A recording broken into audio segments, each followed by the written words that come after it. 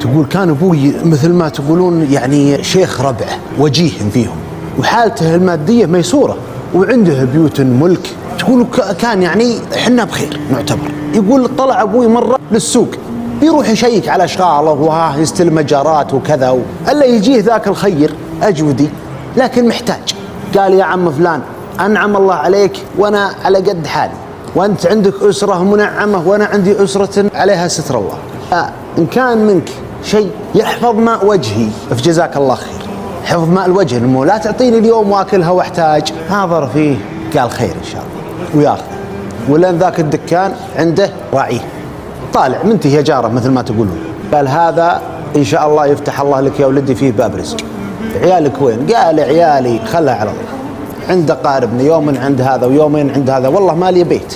قال تعال معي وياخذه ويروح به، ولا عنده بيت لا باس فيه، يعني ما هو باللي جديد لكنه يسكن.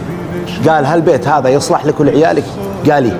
قال وهالحين امورك ان شاء الله قاره وتبيع وتشتري؟ قال ان شاء الله.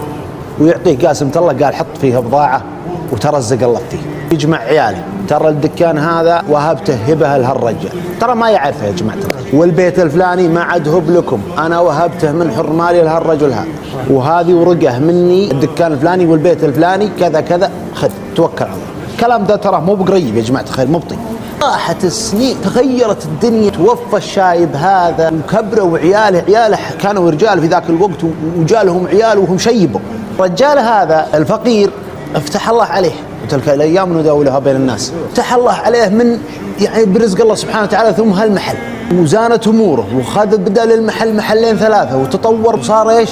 يبتعث عياله يدرسون برا وجابوا شهادات عليا، من ضمنهم واحد من عياله استشاري مواعيده بالشهرين والثلاثه. يحجز وينك اللي تدخل على فلان؟ ما قال انا دكتور وابوي شايب غير متعلم يعني حق سوق وبيع وشراء وبس، لا، بفضل الله سبحانه وتعالى ثم ابوي. فصار الابو يجي ويكتب اسماء المراجعين وكذا. تقول معي عيالي، تقول جيت اراجع بالدكتور هذا عندها وليده وبنيه تعبان، يقول كتب اسمي، قالوا شو اسمك؟ قالت اسمي فلان. قالوا شو اسم ابوك؟ قالت الحج فلان بن فلان. كان الحج اللي كان بيته في المكان الفلاني. قالت هنا انت تعرفه يا عم؟ قال اعرفه، الخير ده كله منه، من الله سبحانه وتعالى ثم منه، هذا ابوك اللي تفضل علي وابوك الرجل الطيب. يكلمها قال يا ابني فرصه لا تعوض، جاء رد المعروف، انا جتني ابنه فلان الفلاني اللي ساعدنا واللي فعل، ارجوك دخلها الان اول مراجعه ومن غير تكاليف يا ابو، مجانا. ويعطيهم كرت انه مراجعه العياده هذه مجانا لها ولاخوانها اللي هم ذريه ذاك الرجال. معروف ما